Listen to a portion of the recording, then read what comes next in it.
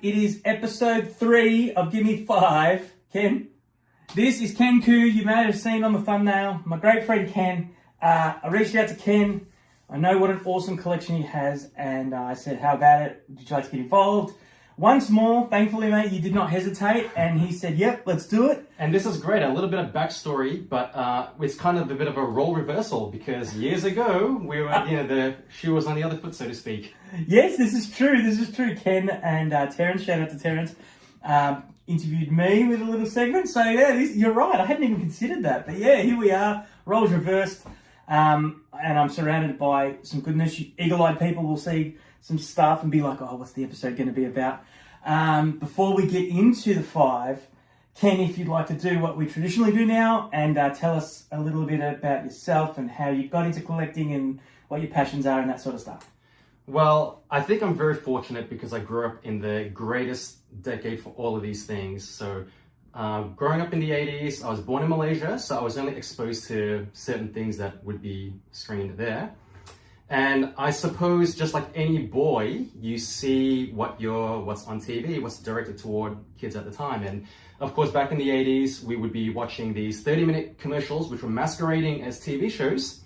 And my favorite show then, and maybe even still now, was the Transformers. Awesome. So like any person, I suppose my collecting journey started with the toys that you're bought, that you're given. Yep.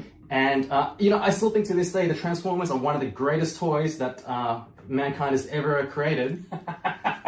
And so I suppose my first foray into collecting was with the Transformers. And is this number 1 or are we not there yet? We can make this number 1. 5? Yeah, I would say this is number awesome. 1. Okay, cool. So I'm holding it's a modern Transformer, and it's Sideswipe, my favorite Transformer of all time. Why Sideswipe? It's a red Lamborghini. How can anyone argue with that, right? Well, why not Sunstreaker? Well, Sunstreaker had the open engine at the top, so this wasn't quite as cool. But yes, I think that modern day Transformers are very, the engineering in these are just, it's a modern marvel these days. And I think now is a great time to be a collector. If you see these, if you're a fan of Transformers, it's well worth getting into these. So my first collectible was the Transformers toys. Awesome. A lot of toys, of course, from the 80s, and there's too many to mention. But I really think that these Transformers, I would love to argue with anyone who can say that these are not the greatest toys of all time. Jump in the comments, people. Jump in the comments. Let me hear it. It's hard to argue with because you're absolutely right. The mechanics, the engineering is the word I'm looking for of these toys. For what was essentially, especially when they started in the 80s, kids' toys. And someone sat down and said, no, we're gonna make these things work in a way that no other toy had ever done before. Do we talk about the GoBots? Someone tried. Really? Compete, right? Well, there were a lot of competitors, and obviously Transformers with the marketing machine is just insurmountable. Yeah. But as I said, these modern Transformers, even now, if you're familiar with the Masterpiece line of Transformers, if you're familiar with all of these high-end things, even the retail pieces now are just fantastic. And if you look at those early 80s Transformers, you will see that they're very rudimentary, and we as kids, we had to use a lot of our imagination to fill in the blanks because they could barely move their arms if you were lucky. Easy to break too, right? Easy to break, very easy to break. What was can you remember, like, which ones in your collection you had that were like, that guy lost his arm in the Great Battle of Cybertron? Well, many people who have the original Optimus Prime will know that his fists were separate pieces, so very easy piece to lose. Right. So it's one of these things. It's funny because as kids, you always try to, imagine and make up stories to go with your little action figures. No, that's cool. That's awesome. Hopefully Ian, I'm sure Ian is. We're going to rely on his editing skills. So as we're talking, you're going to be seeing a lot of Ken's collection and very much a lot of the G1 stuff is some of this stuff childhood stuff still, or is it all Most of the stuff that you will see is modern from the 2000s onward. Yeah.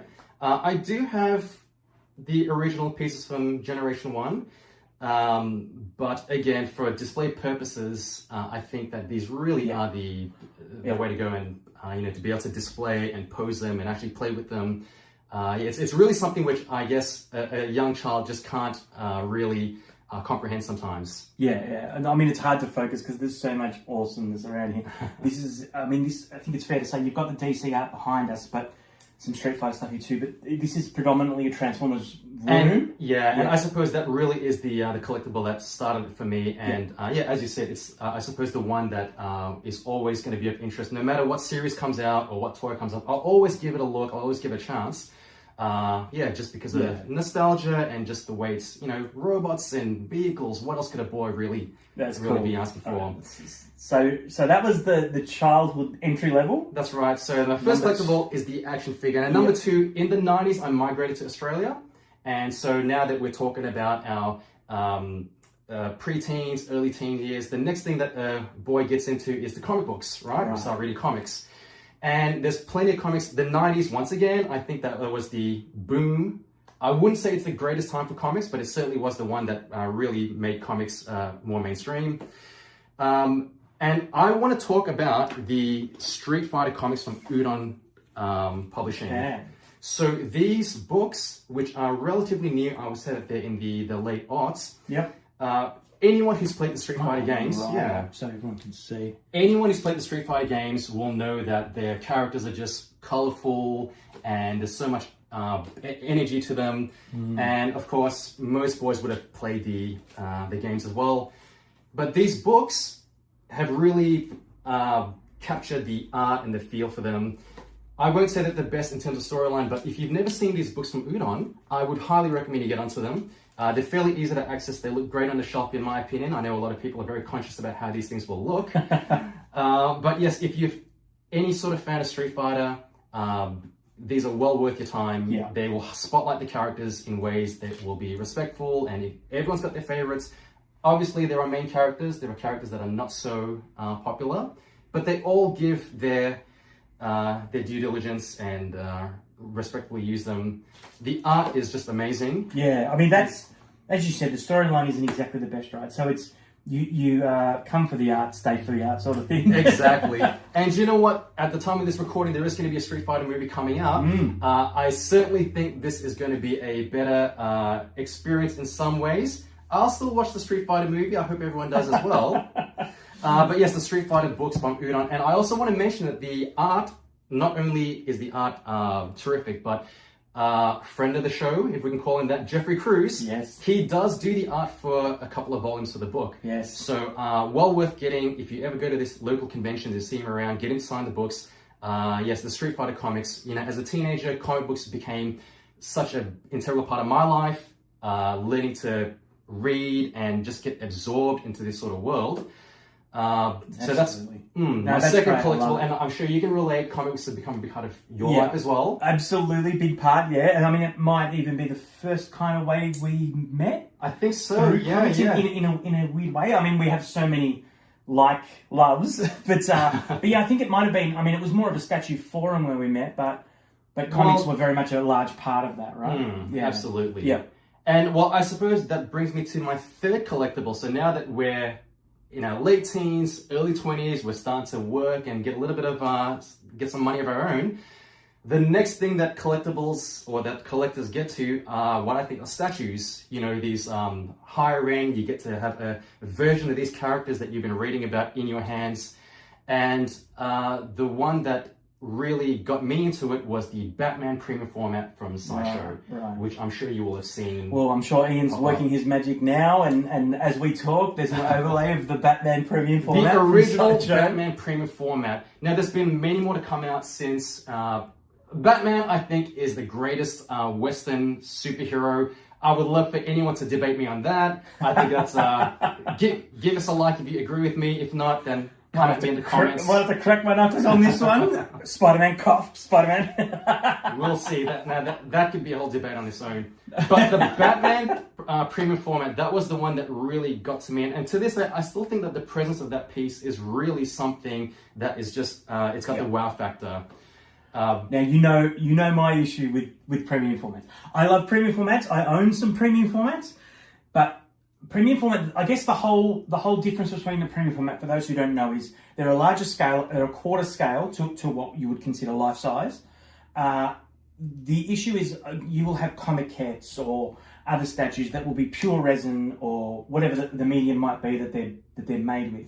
Whereas a premium format, almost always, not all the time, but frequently they will be marketed as mixed media. Right. So they'll incorporate maybe a cloth costume, or Batman's cape will be cloth. His entire suit is cloth. Yeah, or they might have like vinyl tubing, or just other. It's not just entirely the full cast resin that they usually use. Personal preference. Ken and I butt heads on this a little bit. Personal preference myself. I don't love that. I feel like it.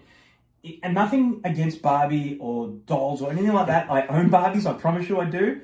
But I feel like Barbies are over here, statues are over here, and I'm not a huge fan of the cross-pollination. Mixed media, yeah. Yes. I can agree that there are things that can be done not so great, and there are things that can be done well. I like the mixed media. I would love to know what the Toy Box Collectibles fans will think. But I think that when it's done well, it does, in my opinion, it elevates a piece, not just as a statue. And with that Batman premium format, if you look at it, you can see the pouch that he has. I think the fabric is done well. And to me, when I look at it, it's just such a piece that I can look at it and just get lost into the world of Batman. There's the gargoyle at the base. And so I suppose when you start to see these things, and you know, when you're in your 20s, 30s, you can think, wow, to actually be able to hold this thing, and there's a sense of lifelikeness to it, even with some of these premium formats. It's amazing what they can do these days, how they can capture things, and they get the little tricks to make them balance in sort of certain ways. The Zatanna is one that comes to mind. Yes. It kind of defies gravity, and I know there have been issues in manufacturing, but yours looks, touch wood, yours is the way it should be. Yes, and I think that it can be one of the things with statues and premium formats collecting is that you never quite know what you're going to get out of the box. These are mass-produced items. They're very high-end, and you sort of expect sometimes perfection. But yes, when you get that piece and when you see it in hand, there's a certain sense of, I just can't believe sometimes what I'm seeing, that people can produce such things. It's true. And we've come a long way since, as you said, the G1, when we were kids, the 90s, even into the 2000s. Those early statues, you look at them now and they're quite basic and very clumsily put together.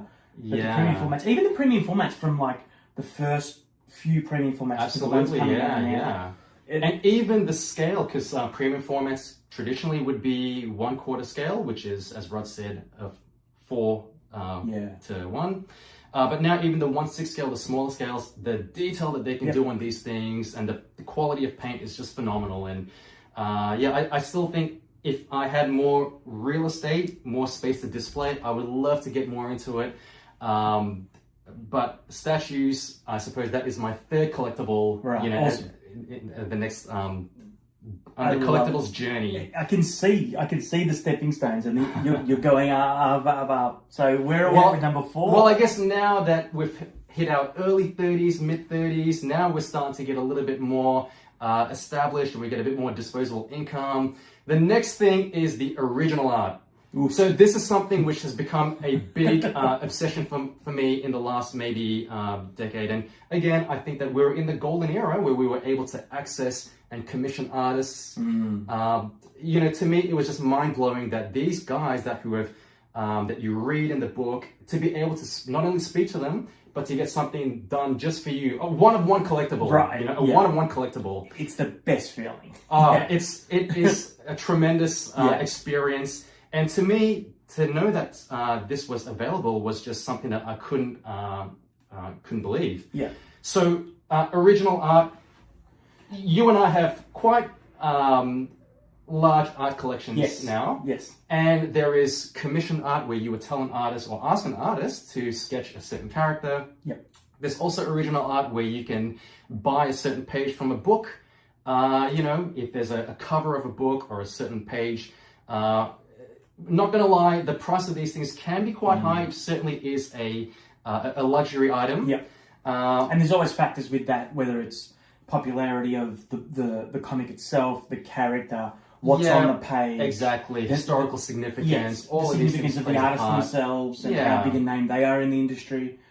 Absolutely. That sort of thing. Yeah, absolutely. And I guess the one that I'd like to spotlight is once again the greatest the greatest character in Western comics, Spider-Man. Spider-Man. That's not Spider-Man. So this is a Dave Johnson piece. Now, if you're familiar with the comics, you'll know Dave Johnson. I think he's one of the greatest cover artists in modern times. That's fair. I really love his, got a little bit of like a retro Art Nouveau sort of design element to it. I don't know if it's going to pick up on the screen, but there's got this dry brush effect that he has. But yes, once again, original art. I will still look at this what's available for sale. As I said, to get something from an artist that you admire or of a character, and to be able to have that in your hands, there's something about being able to see it in person as well, and the experience as well of commissioning. I think you summed it up really well, and I think you really captured that aha moment of when, because everyone has it that collects original art, where you might go to a convention for the first time, or you might see, I know Nick was telling a story on episode 2 where he didn't realise until he saw that I had gotten a remark sketched into an omnibus that you could even do that. And we all kind of have that moment where you first go, I didn't realise this was possible. That an artist will do me, as you said, a one-of-a-kind piece that's just for me. I mean, some people, I feel, in the art collecting world will push the envelope a bit and get a bit too specific in what they ask for. Oh, I need, They like to play director and write long paragraphs. Yes, play director. Exactly. Yes. I need Batman on a rooftop. The wind must be blowing northwest. He must be looking pensive and all. I think there's, and you'll, if you get into this world, you'll discover in your own way, I think, what's acceptable, what you can and can't ask for, where you're pushing the boundaries of what, you need. Artists need artistic license.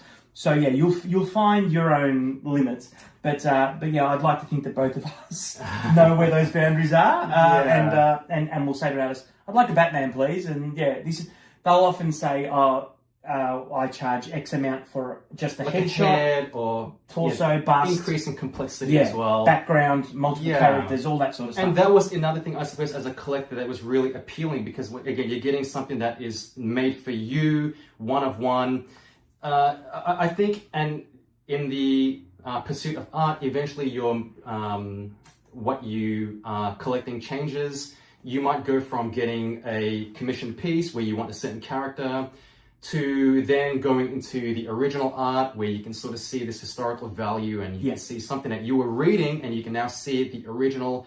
Growing up, I always fancied myself as a bit of an artist. I would have loved to be able to have been an artist in another time. And sometimes when I look at these pieces, to just look at the work that goes into it, looking at the weight of the inks and so on. That's cool. I can just study these pieces for so long. And original art really became a big obsession, when I was in my 30s. And to the point now, I still will to watch and see. It's a bit tough now. If anyone trying to get into the collector's sphere, is a bit of a challenge. I'm glad you pointed that out. Yeah, we probably got in, maybe not on the ground floor, but at early enough that it was a lot more affordable. Not only that, but there was a little bit more like we could tell an artist, or we could request. There were more options on the table, so to speak. We could ask for maybe multiple characters. Whereas nowadays, the artists, their time is limited. It's fair enough, and sometimes you only have one option on the table. You might only be able to get a head sketch or a remark in a little book. But yeah, sometimes, and when you look around my house, you'll see that there's some framed pieces of art, which... Sure, we're looking at them right now in the overlays. But yeah, that's what I find the coolest thing. And as you can see behind us, I mean, Ken has had luxury, plus, obviously has worked hard in his career and is able to get these pieces. But to be able to say, I have a wall of Batman's Rogues Gallery, and they're all one-of-a-kind pieces that were done specifically for me by the artists I chose and I approached, and then I can frame them and have every character that means something to me, that appeals to me, that Batman has fought over decades of comics. The greatest hero, the greatest Rogues Gallery. I mean, really. So I set myself up for that. But even you can see this larger one here. That's a jam piece. So that is like 1, 2, 3, 4, 5, 6, 7. Including the layout. So that's 8, right. maybe? Yeah. So multiple artists all in the one piece, and again, that to me very appealing. Another thing with the original art, which of course I fell into the trap, was things like jam pieces, where you could request an artist to do one character, pass it off to the next artist to do another character, and again, it just I look at the piece sometimes and I think that, wow, I was able to get this thing and there's memories associated with each of them. Absolutely, great point. The other thing that I suppose, if I am to be requested back for another episode, yes, I'll let fingers crossed. art books, where you have books where you just have artists fill in, and there's a certain level of premium collectability, I suppose, to get it all collected into this one piece. And I do look forward to the day when I retire, where I can just sit down and put my feet up and just flip through and think about the glory days of running the halls of these conventions. I love it. And you've just sent Alex Radar into hyperdrive, because I'm sure he wants that. His art collection's insane as well, and I'm sure he's like, yes, let's do art episodes. So yeah, let us know if you want to see more art. Yes, one of a kind, one of one art. Exactly. All right, I love talking about art. We could have done that for another hour. So we've talked about toys growing up. That's really the first collectible. Moved on to the comic books, which became the next thing that, I'm sure, hopefully, many of you people can relate to. Following that, the statues of these characters that you've read. And then the original art to get the, something from these creators themselves. And now we're in our 40s. Yeah. And I guess now we're trying to capture what made us kids again. We want to try to get things that just give us a little bit of that hit of our youth back. Yes. And one thing that I've really fallen in love with these days is blockies. Now, it seems before you go any further, we had controversy. You said blockies. I always thought it was blockies. How can you say it? How else can you say it? This discourse has kind of... It's not like, the controversy of, was the ball out, was the ball in. But people say blokies as well. This is news to me. Blokies, is it blockies? Let us know. Let us know. This is news to me. I've always read it and seen it as blockies. But that said, when someone mentioned blokies, kind of look at the wording and I see blokies now as well. I would love to know. Blockies, if you're watching this, and we know that you are. How do you want to be pronounced? What are your pronouns? Yes. What are your pronouns? Yes, we're respectful. We're very inclusive. Yes. But maybe if you show the side, does it say blockies? Not on this one, unfortunately. And maybe you should say why. So, blockies are a Chinese company, and they are basically a model kit company. Right. And so there are many ways that you can obtain these things. You can get it directly from China. It seems to come out a little bit quicker if you do so. And, the nature of collectors, sometimes I want to get it as quickly as it comes out. Yeah, now. Exactly. So I get these directly... You've gone straight for my guy there, Rodimus Prime / Hot Rod. Yes, so with these blockies now, if you've seen these... Do you want me to hold these while you... Oh, yeah, you can hold them. Sure. If you've seen these, you'll know that blockies, at least as far as I'm concerned, they seem to be taking over the collectibles. They've got the license from Marvel, they're doing Star Wars things as well. And they have different, I suppose, size that you can collect. The one that I've been collecting that I've really fallen in love with is the Galaxy version. You can see that these are these smaller chibi-sized or chibi-style SD characters. And we're looking at G1, but are there others? Yes. So as of this recording, they basically have stuck to G1. The most recent wave has Beast Wars characters, but any Beast Wars fans will know that Beast Wars is G1. Right, it counts. It counts. And Ravage here, so cool. One thing that I suppose there are Transformers fans out there, and I totally understand it. It's not a Transformer if it doesn't transform. I get the mindset, but you know what? These are two toys in one. It is a model kit. You do assemble these together. Awesome. I personally have a distaste for a lot of these blind box things, and blockies. They are blind box items. Right. But I buy the whole case. If you're going to collect these, and I really hope that if anyone's watching this will give these a chance, get the whole case, because you'll get every character in the wave, all unique. That's a guarantee, right? That's a guarantee. Yeah. And some of these characters, you're not just going to get the robots themselves. You might get vehicles, like this is a Jetfire. Yeah. Look at that Optimus. You will have, and not only this Optimus, but one wave had Optimus just the cab, the other wave had just the trailer. Wow. So these guys, it seems like it's a fan-made item. They put a lot of thought into it. And if you listen, you can hear something inside there. And if you're a G1 fan, you know exactly who is rolling along inside there. That damn little grey thing with wheels. The other thing with these blockies is that to increase the collectability, when you buy these as a collection, now the most recent wave didn't have this for whatever reason, but you also get one of these, like a postcard size piece. And again, this also they're a box the topper, collectability. Right? They're on top of the box. That's right. Yeah. So when you open it up, you get one of these. There's one of three in each of them. The most recent wave, I think they're up to Galaxy Wave 6, didn't have one. So it's a bit disappointing. I hope that they will reintroduce them. Another thing they do, some of these characters, the vehicles, because they're smaller, they will have a coin, which has, again, a unique character on it. We've got Bumblebee here. We've got Grimlock on this one. Yeah, cool. So again, it just increases the collectability. Yeah. That feels very much, as you said, you know, you're in your 40s, you're looking to scratch that nostalgic itch.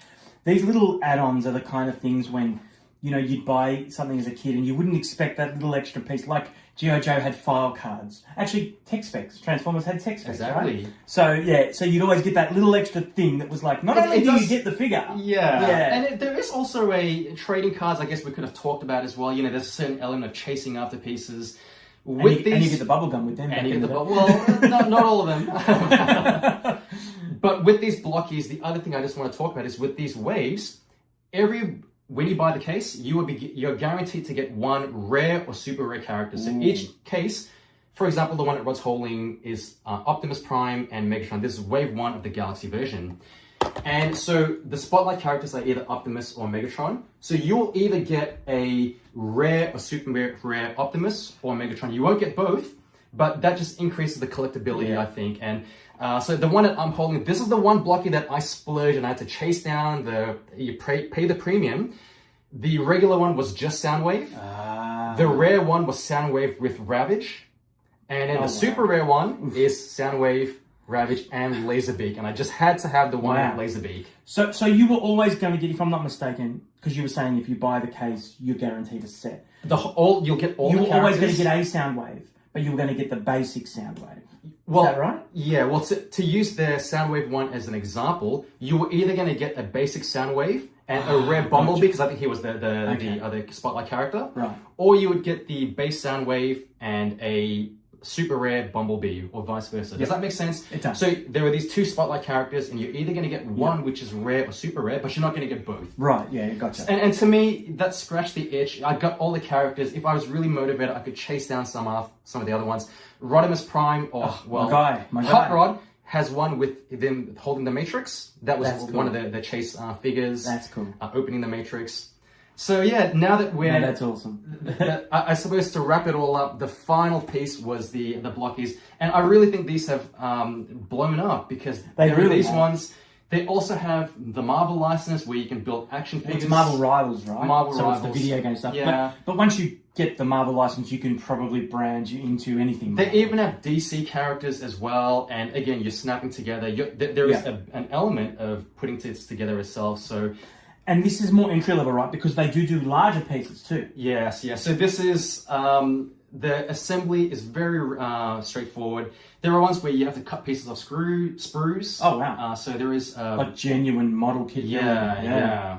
Wow, all right. No, I love them. I mean, I had a kind of a peripheral connection to them. I looked at them. I thought they looked great. I bought a couple. They're slightly larger than this. They're like a medium size. They're probably... That's right. I believe they're the Galaxy Wave. So it's different scales. Yep. And I was like, these are cool. But for me, I'm probably not... I love Transformers, but I'm not the hardcore Transformer fan you are. And I was like, if I go down this rabbit hole, I have an addictive personality, like so many of us do. And I knew that I'd be trying to hunt every single one, the rares. I couldn't pick and choose. So I've chosen to opt out, but I admire that you have the control to get the ones you want. I suppose it does kind of help sometimes in terms of if I get the whole case... I have the character. Some are cooler than others. Like, for example, the Megatron. So Megatron was packed in with Optimus Prime, and you can see that the Optimus Prime has a bit of a metallic finish. And in some ways, it would be kind of cool. And now that I'm saying it out loud, I kind of feel like I might be compelled to get a metallic finish Megatron. But you get the idea. If you're a collector and you don't necessarily have the same compulsion, although I think that a lot of the toy box collectibles audience can probably relate. We all know the feeling. But these are... I have seen these in local Australian stores like Miniso. Yep. Toy World. Toy World. Yep. These pieces, the Galaxy one, the ones that I'm holding here, these are only... I've seen them as low as $5. That's for awesome. a blind box. And so, for $5... and the quality is fantastic. I mean, you pay $3-4 for a Kinder Surprise and you get a toy that goes in the bin. And the other thing that I guess I haven't really mentioned is that, yes, indeed, the quality, there's printed detail onto it, and once again, technology really has come a long way. Yeah. And it's just amazing what they can do. And so Blockies is my final collectible. I love it. I really do look forward to, perhaps in a decade, if we do Gimme 6, I'd love to know what the next collectible is going to be. No, we will definitely be back. Don't you worry about that. I have to thank you so much for hearing your passion. I mean, I knew it coming. It was going to be very Transformer-centric, and I figured we'd get a bit of Batman in there. So you've hit all the touchstones I thought we'd hit. Street Fighter's another one. And original. I mean, we know each other quite well, and I know your loves. But thank you for talking about them. I love hearing, not just you, but anyone talk about stuff they love and they love to collect and they're passionate about. Well, thanks for the opportunity. I really did enjoy this, and seeing people's collectibles. It really is something that connects a lot of fans together. So I'm really glad that you're able to reach out and we can connect and make this happen. Awesome, man. And we'll see you on another one. Count on it. Let us know what you'd like to see next in the collection. There's plenty more Batman-related things, Transformers-related things. Yeah, and a few sneaky others. Thank you, and see you on the next one. Done.